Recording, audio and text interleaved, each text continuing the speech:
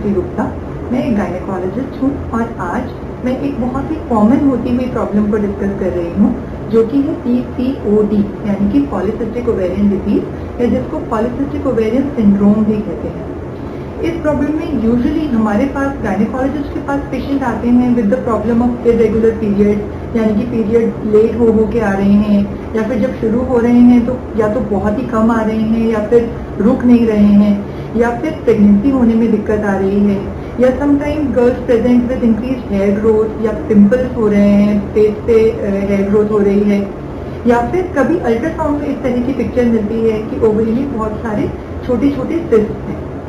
तो सबसे पहले हमें ये जानना जरूरी है कि PCOD सिर्फ गायनी प्रॉब्लम नहीं है। गायनी के इसके सिम्टम्स हैं, पर एक्चुअली ये एक मेटाबॉलिक डिसऑर्डर है जो कि हमारी पूरी बॉडी को अफेक्ट करता है। इसमें गायनी के जो हमने सिम्टम्स बताए उसके अलावा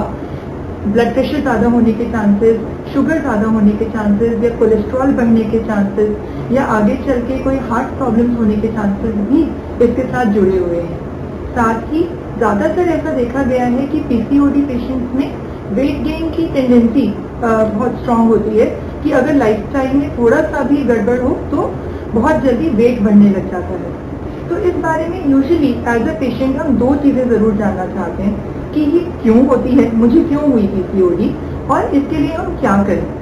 तो क्यों का इसमें कारण स्पेशली दो, एक इनहेरेंट यानी कि जो हमारे पास बर्थ से हैं, और दूसरा एनवायरमेंटल या लाइफस्टाइल यानी कि हमारा दिनचर्या जो है उससे भी इसका कारण बनता है। इनहेरेंट जिनको हम चेंज नहीं कर सकते, उनमें मेनली आता है कि हमारी मदर को डायबिटीज थी क्या, या फिर जब हम यूट्रस में थे, जब हम खुद एक फीटस थे, तो क्या हमारी मदर की शुगर लेवल्स जो एक सेट लेवल्स हैं प्रेगनेंसी में शुगर लेवल के, उससे ज्यादा तो नहीं हुई थी, क्योंकि वो भी अगर हमारी मदर की ब्लड शुगर ज्यादा रहे हैं जब हम पेट में थे, तो उससे भी हमारा PCOD होने का टेंडेंसी बढ़ जाती है।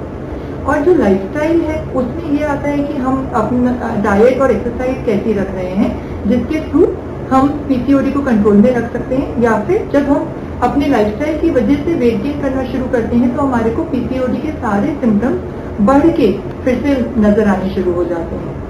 और इसी के साथ अगर हम ट्रीटमेंट की बात करें तो वो भी इन्हीं दोनों पे डिपेंड करती है। और अब इनहेरेंट कॉजेज को हम चेंज तो नहीं कर सकते, बट एज मदर्स हम ये रिस्पॉन्सिबिलिटी ले सकते हैं कि हम थ्रू आउट प्रेगनेंसी अपनी शुगर कंट्रोल में रखें, ताकि हमारे आने वाली जनरेशन में ये मेटाबॉलिक प्रॉब्लम्स ना आए। और अगर हम खुद PCOD से सफर कर रहे हैं तो कोई एक ऐसा ट्रीटमेंट नहीं है जिस कोर्स के बाद हमारा PCOD खत्म हो जाएगा,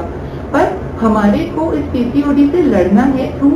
फर्स्ट थिंग अवर लाइफस्टाइल, रेगुलर डाइट और एक्सरसाइज मेंटेन करके,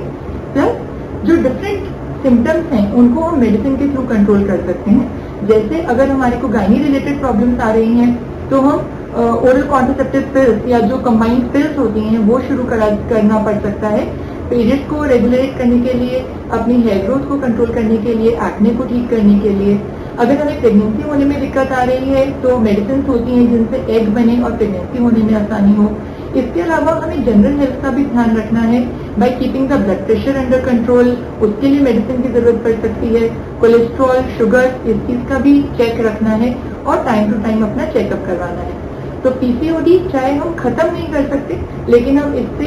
जरूर इससे ज्यादा स्ट्रांग बन के इससे लड़ सकते हैं और इसके किसी भी नुकसान से बच सकते हैं।